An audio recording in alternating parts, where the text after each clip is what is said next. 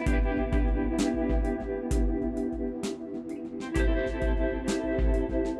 am the SS Great Britain, and today I set sail for the very first time. Half my body in the water of the fishes and the other in the sky of the birds. Streamlining through the waves, growing waves battering her aching sides. A true masterpiece, built by Brunel. Now she rests at a museum, lying dormant for eternity. Jacqueline Ferguson believes in hands-on history. She wants her Year 6s to understand what artefacts can tell us about history and the people who were connected to them. So she's taking them to explore a local Victorian artefact, albeit a rather large one. Jacqueline has been working with the education team at the SS Great Britain to develop a new unit of work called Creative Curator. When I'm doing a whole unit, I will be really focusing on the skill that I want to develop. So a unit that involves the museum in particular, I'm really looking at developing their investigative skills and their inquiry skills. So I'll start with that and then work the ideas and the activities around that. You obviously have to include the knowledge that you want them to get from it as well. You do want them to come out of the unit not only having developed their investigative skills, but to have some understanding of that period as well. Welcome Ashton Gate, fantastic to see you here. My name's Helen. Yep, you can see my name. The first part of this unit is led by Education Officer Helen Horler. Before the pupils get their hands on the actual passenger artefacts from the ship, Helen gets them to recall some of their prior knowledge of the Victorian world and local hero, Brunel. When did he die? Who? Brunel? I can see it from here, put it that way. There. Where? It says there. It says there. 1859. Okay, so we're going to see how much you know about Brunel. I like this. Whoever did this, very funny. Speech bubbles coming out of his face, fantastic. Okay, we've got Brunel designed the suspension bridge, fantastic. He designed the railway from Bristol to London. What's that railway called? The Great Western Railway. Spot on. So, let's have a look at the SS Great Britain ones. That's true. The SS Great Britain had a first-class dining saloon. RME, who's that? Well done. Anything else? It went all the way around the world. Did indeed. Where did it go to? It's going to really show off. Australia. Fantastic. Where else did she go? America. America, well done. Whereabouts in America? I'm really testing you now. I don't know. Phone a friend. I can hear someone get excited over there. Thomas. New York. Lovely. Anywhere else? They've got all the different... Yes? Who said that? Well done, Stanley. What they're bringing together is their knowledge of the Victorian world, their knowledge of what the SS Great Britain was about, and the people that were on board and why they were on board. That is work that they've done not in this year, but in previous years. So without them realising it, they are summoning up a lot of knowledge that they've built over the years. Right, what are we going to do next? Every single table in this room has a different character, different person that's on the SS Great Britain. It's your job as a team, working together, talking together, and listening to each other to work out who you are. Then, later on, you're going to do a presentation to everybody else to explain who you are and why you think that is, using all the things on your tables. 5-10 minutes, let's go. They need some pointers what to go for. They need to think about how it was made, or maybe what its use was, and then they need to think about who owned it. Passengers were great help. Setting sail. What will you do with a drunken sailor? What will you do with a drunken sailor? It's a song, isn't it? I think it's one of the staff. I don't know, because it might be Benjamin, but then you see it because it's like... It could be Antonio. It could be Antonio, because it could be two Italian drunks. But then Antonio seems like an Italian. No, because look, on here it says that he met Antonio Rossi. Doesn't say his name, does it? Yeah, it just says Italian boy. Yep, we had Polish passengers, Chinese, we would have had more than just possibly one Italian person. But But if you look at this, Yeah, that would have cost a lot though. do you? Do you think so? I think He could have made it himself. wood, isn't it? You need to provide a mixture of artefacts. Sometimes you can bring in objects and they recognise it, and that can be quite exciting for them. They like to recognise things, they like to know what things are. You need some that will challenge some children. It may be there is no answer as to what it is, so they need to perhaps suggest what it may be.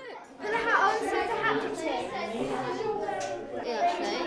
You know what? You put that on your hands, so it might be that you put it on your hands, and so it might be that the rope doesn't burn your hands.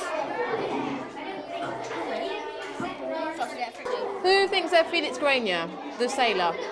Mary Crompton, first class. Oh yeah, he's going to be there. Alan Gilmore, third class adult. No.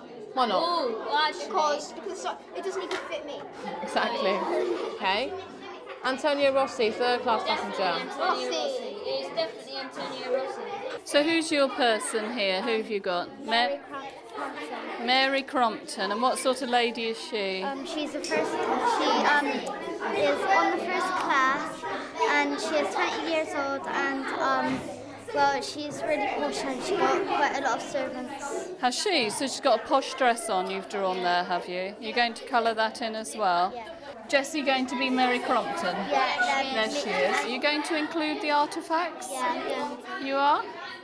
Do you know what this is? It's the thing where you put under your pillow to keep your head warm. You put like hot water in it, and you put it under you put it in your bed, at the bottom maybe or at the top, and then it keeps you nice and warm. Yeah. So it's a hot water bottle?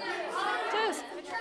They have to look at the objects and analyse what that object tells them about that person, not just the identity, but what sort of person they are. And in that way, they really do understand a lot more about life in the past on board the ship. First one, I'm going to be the rat, and also I'm going to like be this. I'm going to be like, I'm a second class passenger. I'm Antonio Rossi. I'm the kid. So you like one of the poor, you like a tramp? So we're doing Benjamin Sullivan. So you've got his cap on him. How about his cravat? Do you mean the Looking like a big bow. There's a picture of Brunel. You can see he's got one around his neck. It's a bit like a bow. Looks a bit like a sweet. No, that's wonderful. That's lovely. And And he has a waistcoat with pockets. yeah, he's got a nice silk waistcoat, hasn't he? Oh, look at that. Very nice. I did it. Some children, they don't like all the writing or the formal education, but in history, if you can create something that's a little bit more imaginative, a little bit different, they do seem to be on task and achieving where they wouldn't in other subjects. So, in a way, history does do that. It sort of brings out different things in different children.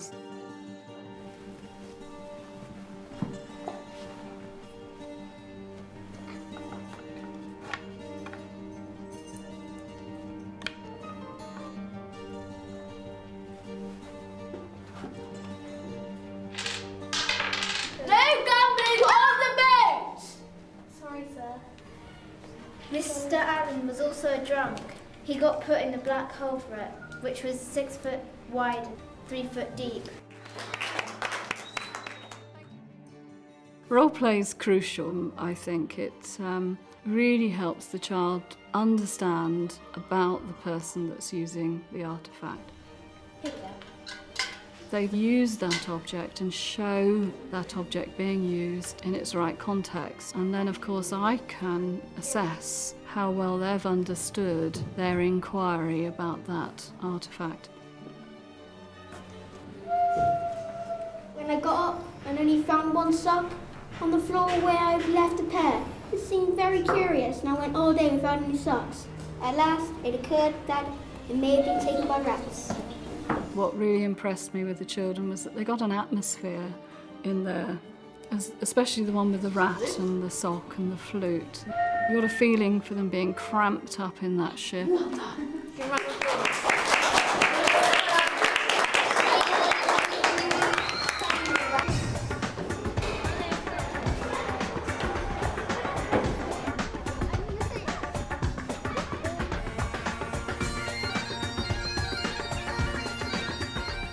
Dancing people fill the ballroom as they prance around in pretty frocks and dresses. Soup splashing everywhere in the posh restaurant. Plates smashing in the rocky SS Great Britain kitchens. Men smoking pipes in the posh golden restaurant. Servants cutting themselves on the dagger sharp knife. I walked into my cabin. My friend asked me if I wanted to smoke. Well, of course I did. I took my hat down. It stinked. I looked at my pocket watch. I saw that I was too late to go to dinner. I should have never had a nap.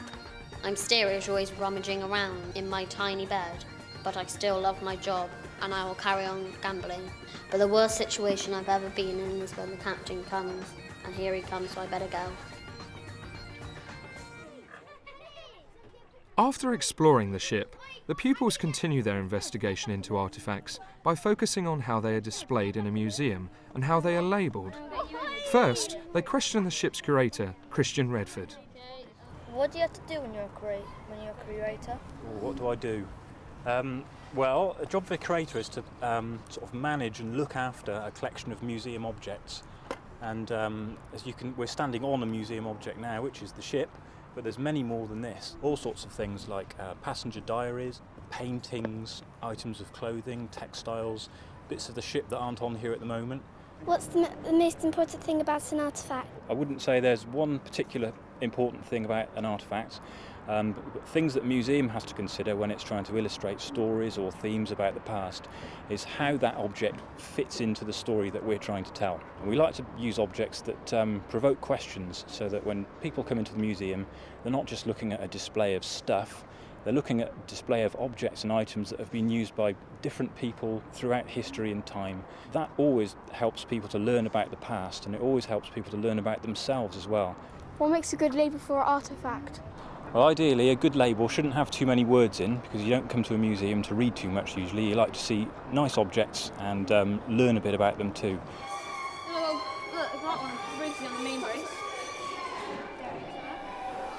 That's good. Did you get the clay pipes as well? Yeah, I should do. And what about the label? You need to get up onto the label. Can I take this picture? Yeah.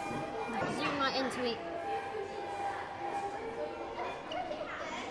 One of the reasons they've come here today is to actually have a look at the way the museum has chosen to label the artefacts, because the children are really thinking about if the labels are interesting and if it draws the audience into reading them.